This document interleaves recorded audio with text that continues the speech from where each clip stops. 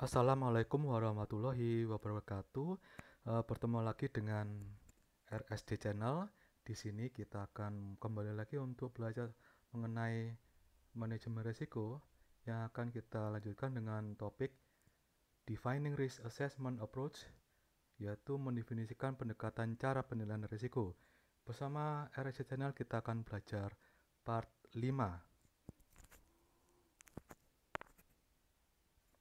Nah, rekan-rekan semuanya, kita di sini ada yang harus kita perlu ketahui yaitu tentang pendahuluan, yang mana pendahuluan ini adalah merupakan yang pertama, penilaian risiko dilakukan untuk mengidentifikasi risiko paling serius dan mengevaluasi risiko. Yang kedua, risiko kemudian dikuantifikasi berdasarkan kepentingan atau tingkat keparahan dampaknya. Kemudian risiko tersebut diprioritaskan. Yang ketiga, penilaian risiko adalah bagian utama dari program manajemen risiko secara keseluruhan. Perbedaan utama antara penilaian risiko dan program manajemen risiko adalah bahwa penilaian risiko dibuat pada saat tertentu, sedangkan program manajemen risiko merupakan proses yang berkelanjutan. Yang terakhir adalah risk assessment atau yang kita ketahui adalah penilaian risiko juga digunakan untuk mengidentifikasi pengamanan atau kontrol mana yang akan diterapkan untuk mengurangi risiko. Kontrol dapat mengurangi kerentanan atau dapat mengurangi dampak dari ancaman. Nah, kita akan lanjutkan di slide berikutnya rekan-rekan. Nah, sejauh mana pentingnya sebuah penilaian risiko? Di sini kita bisa melihat tanpa penilaian risiko, risk assessment, maka menjadi sulit untuk menentukan sistem mana yang harus dilindungi, sehingga masih belum jelas bagaimana melindungi mereka. Risk assessment (RA) should be completed, jadi harus diselesaikan. Jadi saat dimulai maka harus diselesaikan. Saat mengevaluasi risiko, saat mengevaluasi kontrol, secara berkala, secara kontrol diterapkan. Kemudian tujuan dari penilaian risiko itu sebenarnya apa? Tujuan penilaian risiko sebenarnya adalah yang pertama, mendukung pengambilan keputusan. Yang kedua, mengevaluasi efektivitas pengendalian. Nah, bagaimana dengan langkah-langkah penilaian risiko yang harus kita lakukan? Yang pertama adalah identifikasi ancaman dan kerentanan. Yang kedua adalah identifikasi kemungkinan terjadinya risiko. Yang ketiga adalah identifikasi nilai aset. Yang keempat adalah tentukan dampak suatu risiko. Yang kelima, tentukan kegunaan safeguard atau kontrol. Dengan semuanya itu kita butuh atau perlu untuk mengidentifikasi ruang lingkup, area kritis, dan tim.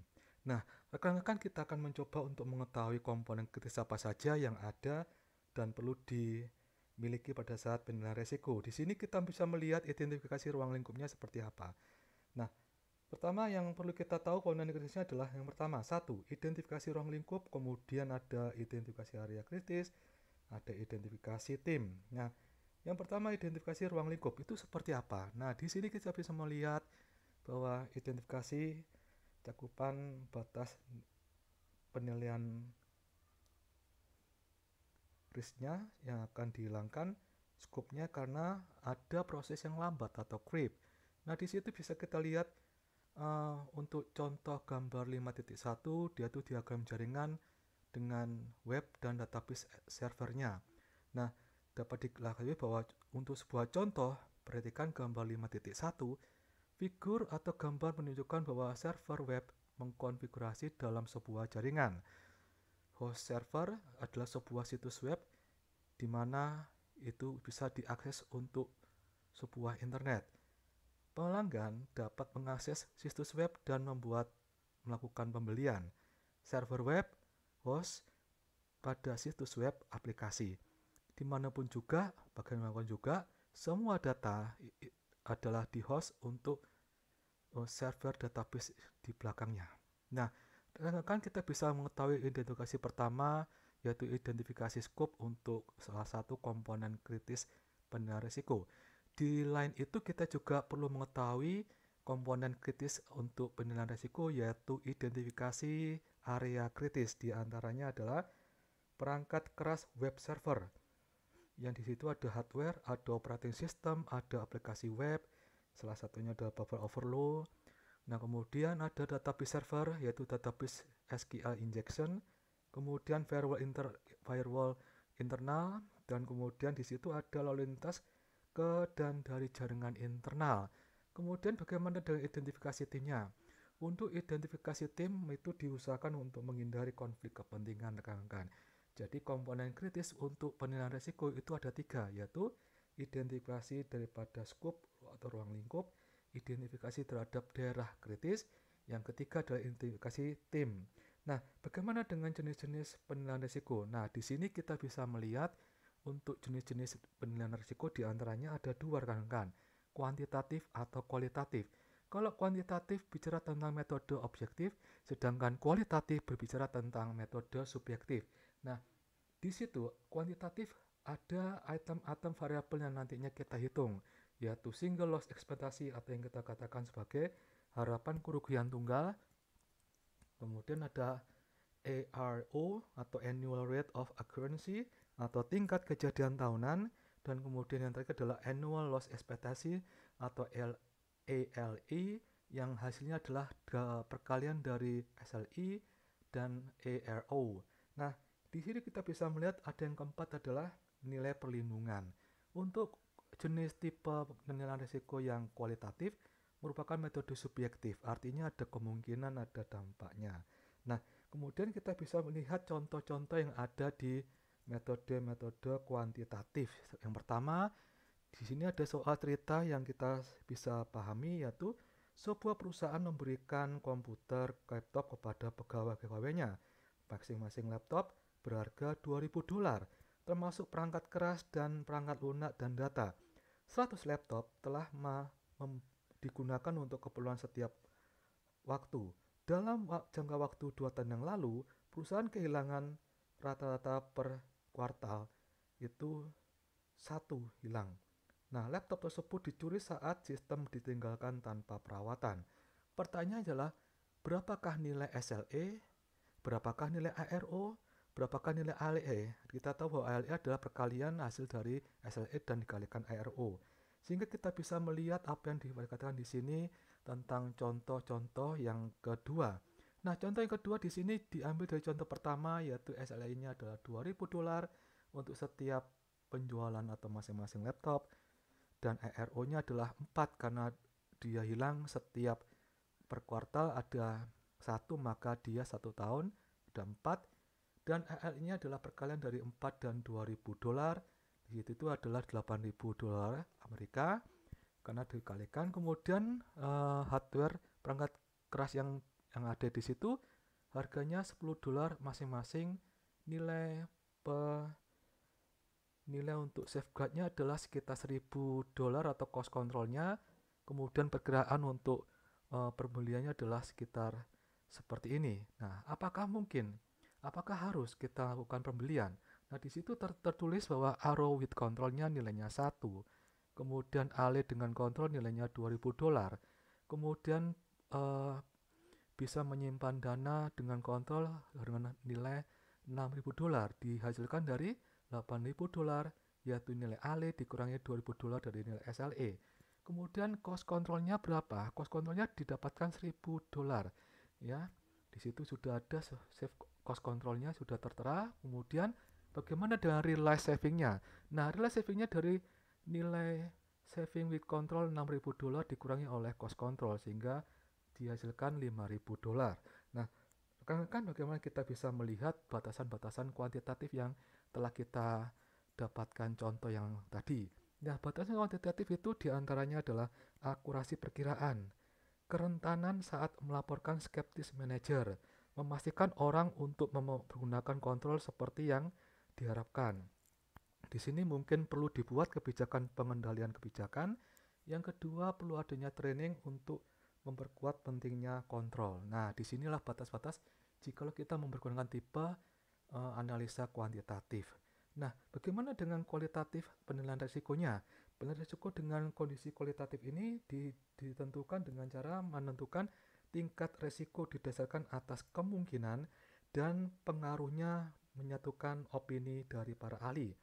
Nah, kemudian kedua, teori kemungkinan, yaitu suatu kemungkinan adanya ancaman yang akan dieksploitasi oleh kerentanan sistem. Nah, bisa rendah, bisa sedang, atau tinggi. Bagaimana pengaruhnya? Nah, pengaruhnya itu adalah satu, hasil negatif apabila disebabkan oleh sebuah resiko. Yang kedua, dipergunakan untuk identifikasi kuat lemahnya sebuah resiko. Yang ketiga, rendah, sedang, atau tinggi. Yang berikutnya adalah tingkat risikonya bisa dihasilkan dari kemungkinan dikalikan dengan pengaruh. Nah, kan kita bisa melihat di sini untuk penilaian risiko berdasarkan kualitatif. Nah, kita butuh rubrik-rubrik yang mungkin nantinya bisa membantu. Nah, di tayangan ini rubriknya bisa dilihat untuk kemungkinan rendah, medium, sedang, tinggi. Itu bisa dideskripsikan, dijelaskan sebagai berikut. Ya. Kemudian rubrik untuk impact-nya, bagaimana dia impact rendah, impact sedang, pengaruh tinggi, deskripsinya ada di situ. Ini rubrik-rubrik yang perlu kita tentukan terlebih dahulu rekan-rekan. Nah, bagaimana dengan memprioritaskan risiko? Nah, untuk memprioritaskan risiko, itu yang pertama perlu untuk diidentifikasi risiko mana yang paling penting dengan menetapkan nilai kemungkinan dan dampak. Yang kedua, contoh berdasarkan pada umpan balik dari beberapa ahli. Yang pertama, serangan denial of service. Kedua, perusakan web. Yang ketiga, kehilangan data dari akses yang tidak sah. Yang keempat, kehilangan data situs web disebabkan oleh kegagalan perangkat keras. Nah, surveinya bisa diisi secara mandiri, wawancara, ataupun fokus group discussion.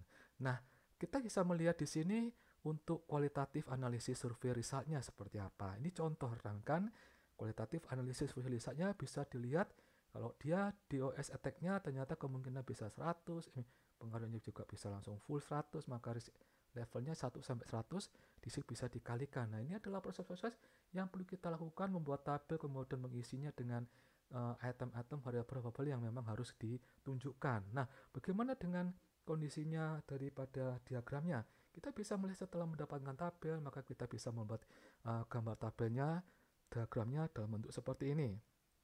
Nah, bagaimana dengan kelanjutan dari evaluasi untuk kontrol efektifnya bagaimana? Nah, untuk mengevaluasi aktivitas kontrol itu pada titik ini kita dapat menentukan pengamanan atau kontrol mana yang akan diterapkan untuk resiko berdampak tinggi. Nah, berdasarkan mitigasi, pilihan mitigasi hasil surveinya itu bisa dilihat untuk yang berdampak tinggi itu bisa dikategorikan seperti ini rekan-rekan. Dengan cara menempatkan server web dalam zona demonetisasi, menambahkan intrusion detection system, menambahkan RAID for data, kemudian membuat rencana backup data. Nah, di sinilah kalau kita sudah menentukan risiko dalam batas tingkat tinggi, maka betul-betul harus diletakkan pada poin dan prioritas yang paling tinggi untuk kita bisa lakukan. Nah, bagaimana keuntungan dan batasan-batasan yang mungkin dimiliki oleh jenis tipe kualitatif analisis. Nah, keuntungannya adalah satu, mempergunakan opini dari para ahli dengan metode Delphi. Kemudian kedua, mudah untuk diselesaikan. Yang ketiga, mempergunakan kata-kata yang mudah untuk diekspresikan dan dipahami. Nah, yang kedua, batas-batas yang perlu untuk dipahami dan dilihat adalah satu, subjektif. Yang kedua, berdasarkan pada pengalaman dari ahli. Yang ketiga, tidak pakai cost benefit analysis. Yang keempat, tidak ada standar nyata. Nah, ini perlu kita pahami, ternyata ada sesuatu yang kurang atau yang harus kita perhatikan untuk memilih kualitatif analisis. Nah, kita bisa melihat kondisi berikutnya, yaitu membandingkan antara analisis kualitatif dan analisis kuantitatif. Nah, untuk analisis kuantitatif, jikalau dia objektif, maka kualitatif subjektif. Jikalau kuantitatif itu adalah mempergunakan nilai numerik, maka kualitatif berdasarkan pada opini para ahli. Kemudian kalau kuantitatif itu time mengkonsumsi atau membutuhkan waktu yang banyak, maka kualitatif itu cepat dan murah biayanya. Bagaimana kalau kuantitatif untuk memerlukan data historis, di situ hanya memerlukan word ya. Kemudian kuantitatif itu data tidak selalu mudah untuk diisi dan di sini mudah ya. Kemudian kalau kuantitatif itu kehilangannya clear losses dan bisa menyimpan beberapa nyimpan keuntungan atau saving money. Kemudian kalau kuantitatif bisa data digunakan untuk cost benefit analysis. Nah, ini adalah kelebihan kekurangan masing-masing analisis. Dan ini kita bisa bandingkan dan kita bisa lihat. Dan bagaimana contoh garis besar penilaian risiko yang kita perlu untuk perhatikan. Nah, sini adalah contoh garis besar penilaian risiko yang perlu kita pahami, yaitu satu, ada pendahuluan, kemudian diikuti pendekatan penilaian risiko, kemudian karakteristik sistem, kemudian pernyataan ancaman, kemudian hasil penilaian risiko, dilanjutkan rekomendasi kontrol, dan terakhir adalah kesimpulan. Di sini adalah contoh garis besar penilaian risiko yang nantinya perlu kita ikuti dalam prosesnya. Nah, kemudian di sini ada tantangan-tantangan penilaian risiko. Apa sih tantangan-tantangan penilaian risiko itu? Yang pertama, satu, mempergunakan proses statistik untuk mengevaluasi perpindahan target. Dengan salah, satu, keamanan adalah tidak statis. Risiko dapat dan mengalami perubahan. Yang kedua, kita memerlukan untuk tetap menginformasikan kerentanan. Dengan cara apa? Ya, perlu informasi yang terbaik-baiknya. Kemudian ketersediaan data dan sumber daya mungkin perlu didukung oleh pihak manajemen di atasnya. Kemudian konsistensi data.